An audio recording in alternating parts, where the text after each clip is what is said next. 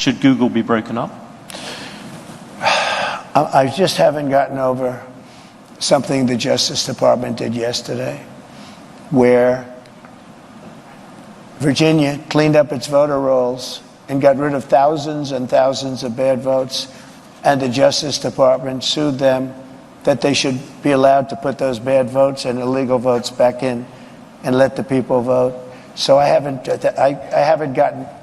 gotten over that. A lot of people have seen that. They can't even believe it. The question is about Google, President Trump. Yeah. Donald Trump is getting absolutely cooked at the Economic Club of Chicago, and it's leading me to wonder who is allowing this. This is an unmitigated disaster for his campaign, and I'm almost impressed. I'm amazed at how each of his events get more unhinged day by day. Last night, we watched him freeze for 30 minutes while they played music, and tonight he is being pressed on his economic policies, and he doesn't know anything. This is not a serious political mind. Nobody should take this man seriously, and that is what we will demonstrate throughout this video. If you appreciate what I do, drop a like, make sure you're subscribed, and stick around to the end to help boost this pro-democracy message. Let's jump right in with this clip of Micklethwaite asking Trump about Putin, and listen to Trump's response. Pay close attention.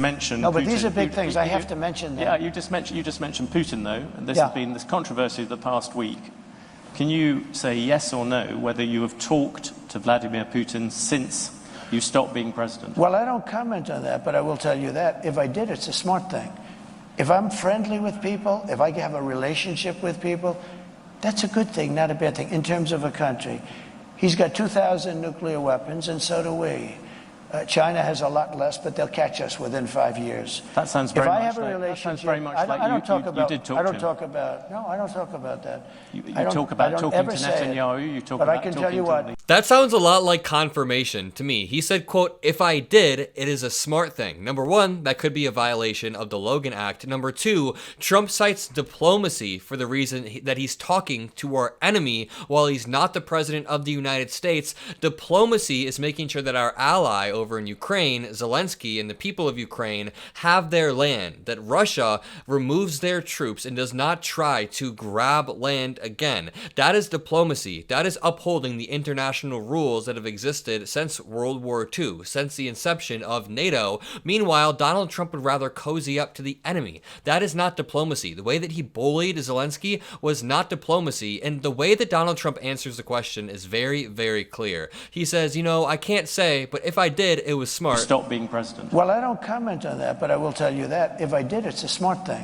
He literally said, I don't comment on that. Then in the next sentence, he went back on that. This is an impulsive man, and I cannot believe that the race is tied. I want you to watch this clip of Donald Trump talking about Barack Hussein Obama at the Economic Club of Chicago. Yeah, try this in Chicago. Listen to the crowd groan. You've gone off about that. Seeing you brought up tariffs and foreign policy, many people would say the biggest problem with your tariffs is actually geopolitics. You, in your first term, you got some credit for effectively saying that there was a Cold War against China. That's what America was in. If you look at the last Cold War against the Soviet Union, America won it in part because it rallied allies to it. You're talking about slamming allies with 30%, 20% tariffs.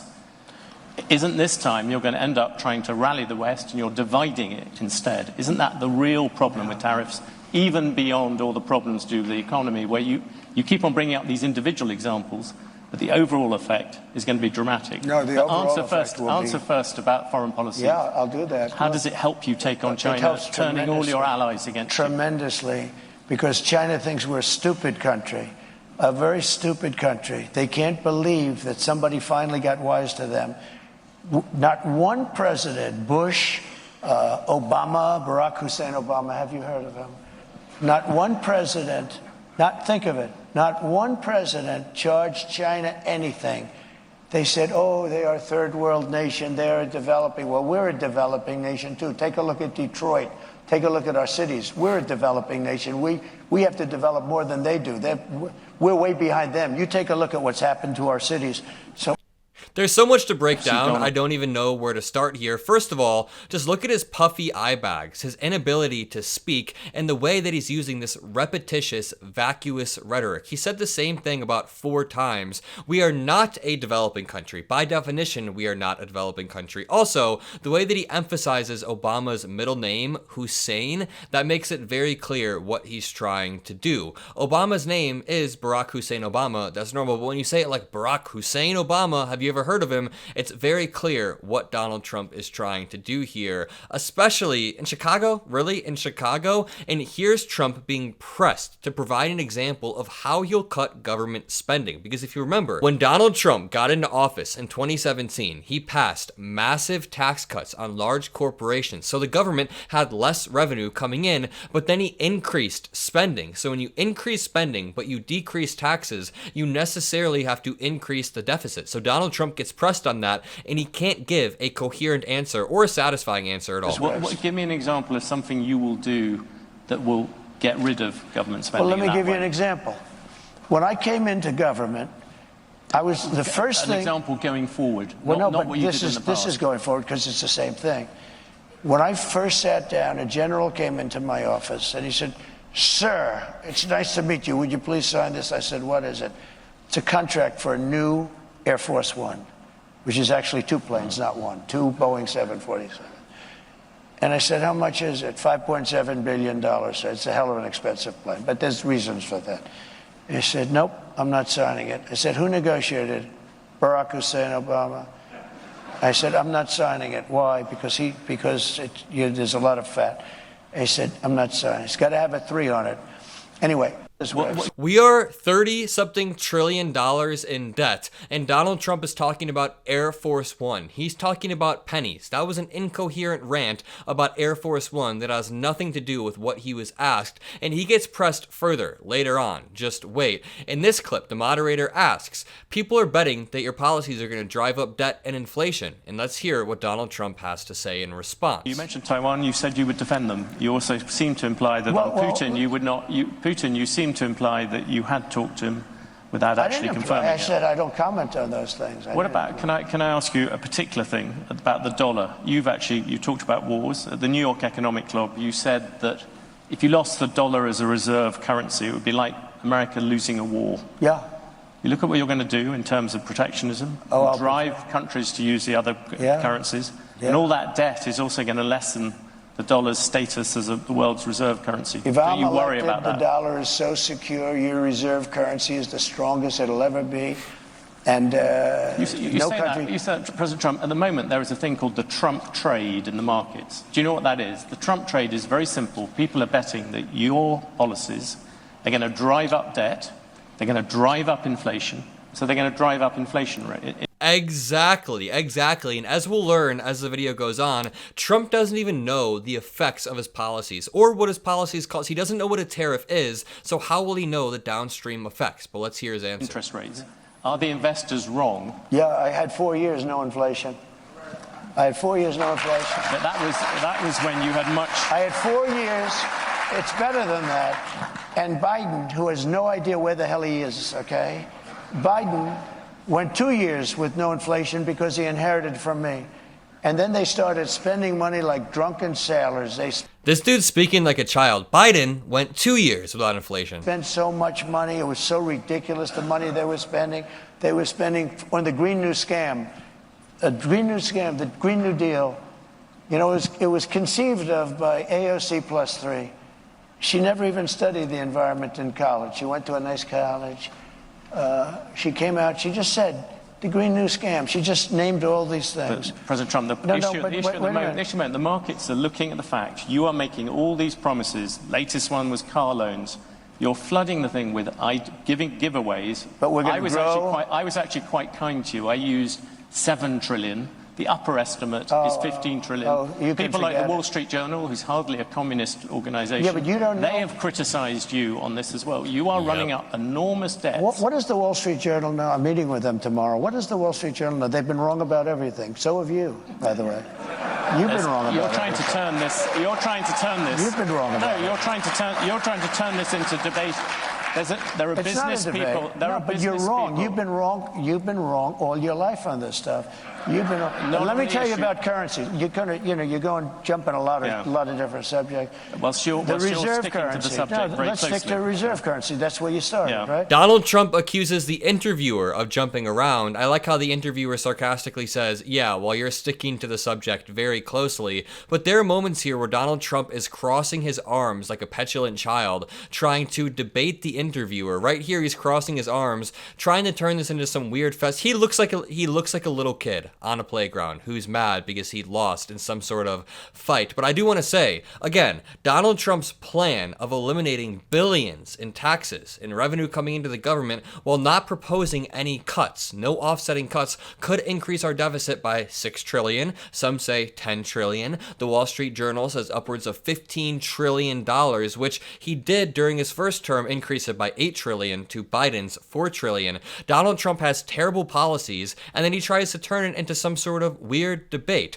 Also, his commentary about taxes and starting a trade war with other countries is laughable because he doesn't want to accept any of the risks at play when you start these trade wars, as he didn't the first time. It honestly feels like he is about a few minutes away from being pulled off the stage. We know that he's been pulled off the stage multiple times over the past week, whether it was last night when he stood there for 30 minutes and then left before answering any more questions, or when he was on a podcast. If you check out my most recent video, he had to get pulled off a podcast. Here's Donald Trump being pressed even further. You know, I really do admire this British reporter. The way this guy is dealing with Trump is perfect. Should Google be broken up?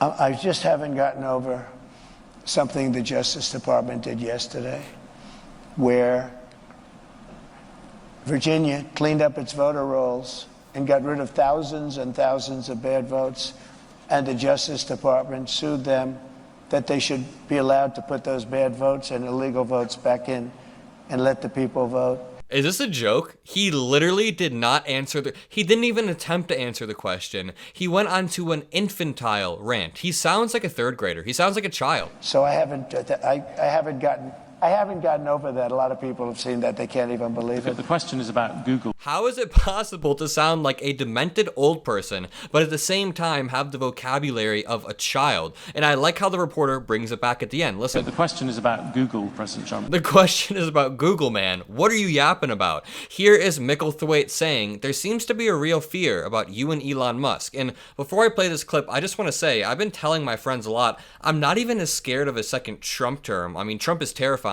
I am more scared of the idea of people like Elon Musk or J.D. Vance or Vivek Ramaswamy being close to power. Of course, Trump is terrifying, but he's also incompetent and stupid. But Elon Musk having a position of power within our government as the richest person in the world, that's terrifying. Can I ask you about Silicon? I was in Silicon Valley recently. You talked to the tech bosses there and the tech people, and there seems to be a real fear that what you would do with tech is you would hand it over to Elon Musk and say, you sort it out. No, I have great respect for Elon. How long until he segues this into rockets and nothing to do with the question? Look, I saw that rocket ship come in yesterday and go right back to where it took off, to the gantry, I guess they call it.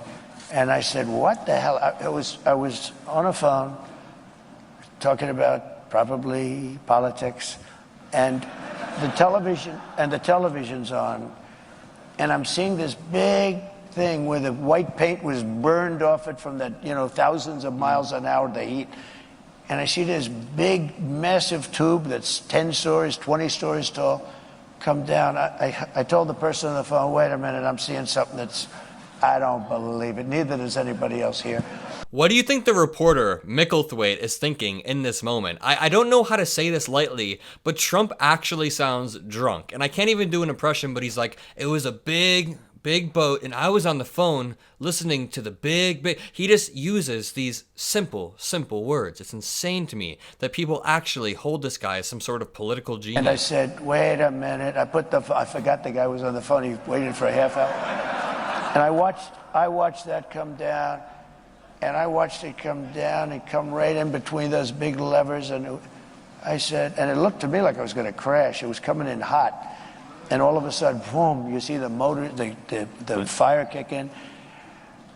And I called Elon. I said, that's the most incredible thing.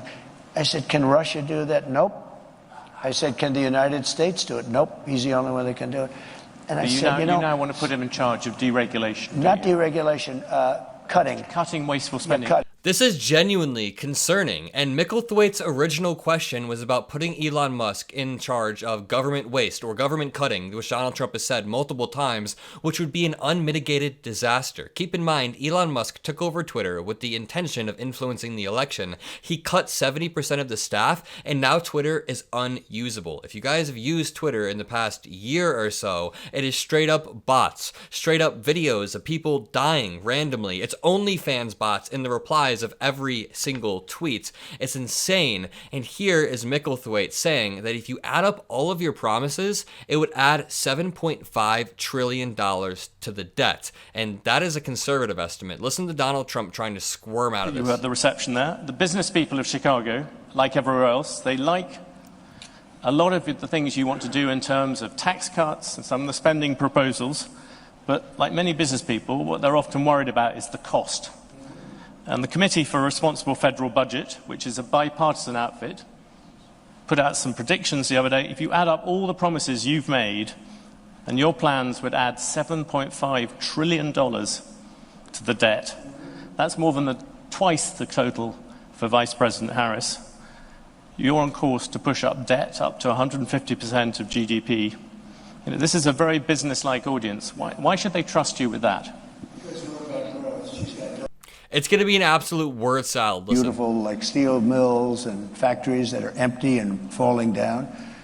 Some have been converted to senior citizens' homes, but that's not going to do the trick. And we're going to bring the companies back. We're going to lower taxes still further for companies that are going to make their product in the USA. We're going to protect those companies with strong tariffs, because I'm a believer in tariffs. I'm not sure that you are. I don't think you are, but I congratulate you on your career. But to me, the most beautiful word in the dictionary is tariff.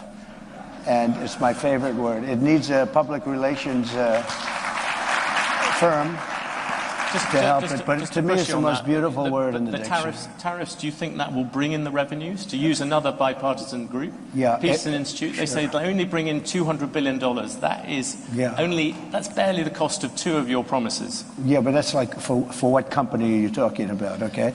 Look, I've brought in with tariffs, and I was just getting started. Then COVID came, and we had because I tell you what, I did a very good job in COVID. Nobody knew what the hell it was. I call it the China virus because I like. Number one, Trump trying to tell Micklethwaite that he's wrong on tariffs is absolutely hilarious. But number two, I love the Trump math. I love trying to do the Trump math in my head. So you have $7.5 trillion being added to the deficit, but you're going to tariff certain imports that will bring in $200 billion from American taxpayers. Americans will be paying that. It makes no sense at all. I want to show you this clip of Trump melting down and lashing out at the moderator once more because it's absolutely hilarious. We just watched this, but Fred Wellman says, look how he crosses his arms like a petulant toddler. And Asen says, this is an awful event for Trump. Now he's throwing a fit and attacking the Wall Street Journal and the moderator.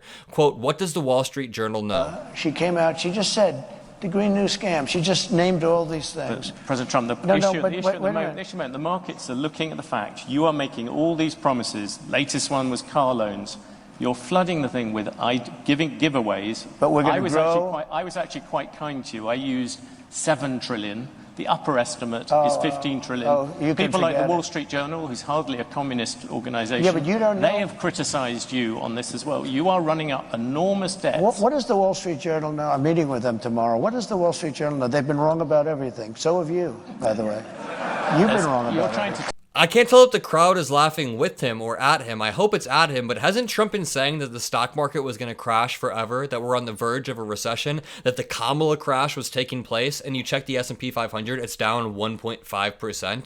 Here's Micklethwaite trying to clarify that jobs rely on trade, and if you cut off the trade, that will affect many of the jobs. It's very simple, and Trump just brings it back to tariffs, which kind of tells you he has no clue what tariffs are. This is what Trump does. He deflects and he brings stuff up a lot, lot when it's in his mind. A prime example are the cognitive exams, the medical exams that he is trying to say that Kamala Harris failed. Kamala Harris has been pinning him down and saying, why don't you take a cognitive and physical exam? So Donald Trump deflects and says that VP Harris failed hers. What I'm trying to say is when Donald Trump doesn't know the meaning of tariff, he's going to bring it up a lot. Give your example. No, you talked a lot about tariffs.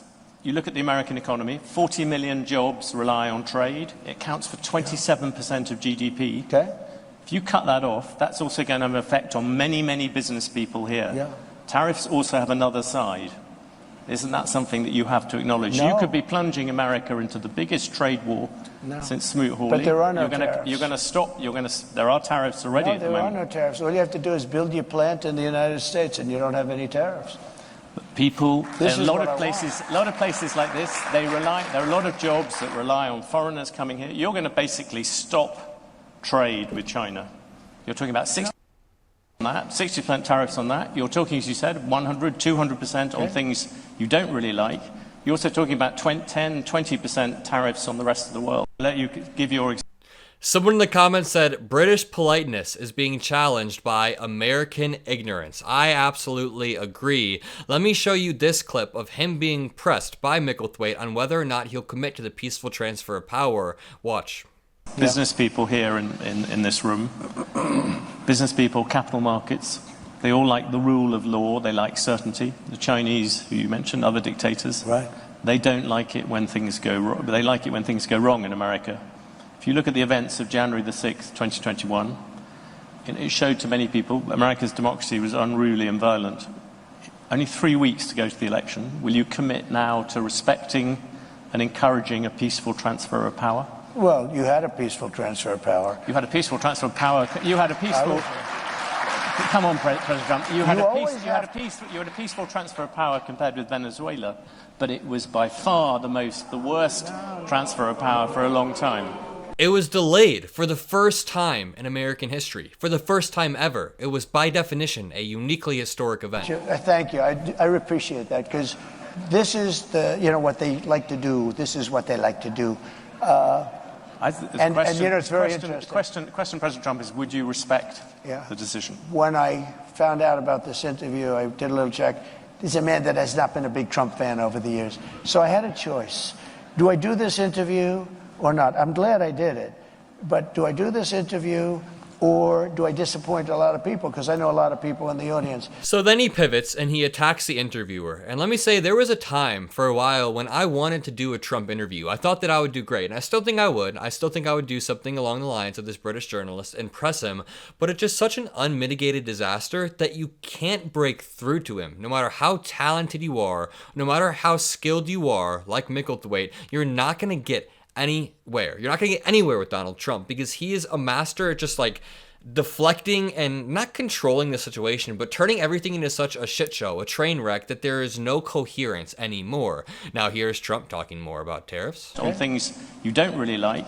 You're also talking about 10, 20% tariffs on the rest of the world. That is going to have a serious effect on the overall economy. And yes, you're going to find some people who will gain from individual tariffs. The overall effect could be massive in terms of the economy. I agree it's going to have a massive effect, positive effect. It's going to be a positive, not a negative. Well, let me just tell you. Let me tell you. I know how committed you are to this, and it must be hard for you to, spend 25 years talking about tariffs as being negative, and then have somebody explain to you that you're totally wrong. It'll have a negative. It will have. I'll go a step further. If you don't do this, this country has no chance. 40 million jobs is a lot of jobs to rely on. Trump knows nothing about tariffs, and the last time we tried massive tariffs, it almost destroyed our economy. Here's Trump calling Detroit horrible. Keep in mind, he did this the other day in Detroit. No doubt about it. So I've been talking about for the last year about Detroit and how horribly it has been. It's just horrible because we've been talking about Detroit's coming back for 40 years, and it's no doubt about it. Here's Trump calling Gavin Newsom in a somewhat professional environment. This is supposed to be a quiet economic forum with business people. It's just absurd. Newsom, he's the governor of California. Newsom. He signed Newsom, I call him. Yeah. But do you think? No, he corrected me. He corrected me. I said, that's the first time I've been corrected. There are CEOs out here. If they said those sort of things about a rival CEO, they'd be sacked. Do you think it's but fine they don't for have a to president? survive like me. They don't have to go through what I have to go through. There has never been a president that's been treated like me. So He is such an eternal victim. This is a man who will constantly lob insults and call Kamala Harris a communist, Marxist, fascist, who wants to end our country and tank the stock market and eat babies and throw puppies against the wall. But then as soon as someone calls Donald Trump a loser, or as soon as someone says, hey man, you kind of lied there, he goes, I'm being attacked, I'm being pinned up in a corner, I've got to lash out even more. Here's Trump on tariffs, pivoting to ISIS and then World War III. We saved our steel. Now, what was left, because we've lost so much, but there are certain companies you have to have. There are certain things you have to have. Steel, you have to have. If you go to war, you know, there's a possibility you go to war. I kept us out of war. I was the only president in 82 years that kept you out of a war, except I defeated ISIS, but I inherited that war. There's no wars. And by the way, and I think it's very important, you can go, you know, I call it the weave. You can call it, you have the weave as long as you end up in the right location at the end. But while we're talking about it, we have never been so close to World War III as we are right now. With what's going on in Ukraine and Russia and the Middle East. Well, let's. I had no wars in the whole world.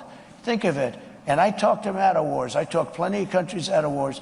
I had the whole world, other than ISIS, which I inherited, and I knocked out ISIS in a matter of weeks. It was. Lord have mercy. This is some deranged stuff. The weave is code for I'm totally incapable of putting together one coherent thought. Here's Donald Trump pointing out a beautiful woman in the crowd and saying that migrants will kill her. These killers are among the most evil killers. They will look at you down, the beautiful woman there. They'll look at you and they will kill you. These are seriously sick. He pointed at this woman in the crowd and said, they will look at you and they'll kill you. They'll look at you and they will kill you. What a weirdo. And you know, if she was a MAGA supporter, that made her life. Like, he said that an immigrant would kill me. That was amazing. That was amazing. Here's Trump saying that we're a third world nation. Think of it, not one president charged China anything. They said, oh, they are a third world nation. They are developing. Well, we're a developing nation too. Take a look at Detroit. Has Donald Trump ever said anything good about America? I can't remember one good thing Trump has said about our country. He's always just putting it down. He's the least patriotic person ever. Here's Micklethwaite asking, would you appoint a CEO who's 78? Obviously trying to draw an analogy. Would you elect a president that's this old? Let's see what Trump says. Old. You own and run businesses. Yeah. Would you appoint a CEO who was 78? You didn't give you a medical. I would. Depends on this. I'd make people like Biden, who's in bad shape. I wouldn't appoint him. He's 81 or 82. He's 4 years older. But I'd appoint. I know some of the smartest people I know. I know a man that made all of his money from the time he was 80 to 90, and he was a failure all his life. The thing is, Trump isn't inherently wrong. Don't we want to go based off merit rather than discriminating based on age? Like, if we had a 75-year-old Biden who's very experienced, wouldn't we want to go with the 75-year-old Biden who knows how to pass legislation? But that being said, Trump is very clearly not the 78-year-old sharp person he thinks he is, and he very clearly will not be fit to serve into his early 80s. This is a man who is not fit to serve when he was 50, but my broader point is, we shouldn't rule somebody out because they're 76 automatically, because then we wouldn't have gotten a President Biden, who I think has had a successful presidency altogether. But yeah, Trump, definitely not capable. Let me know what you think about this event in the comment section below. I'm genuinely curious to hear from you guys. If you made it to this far in this video, make sure you drop a blue heart, make sure you drop a like, have a great rest of your day, and I'll see you in the next one. Peace out.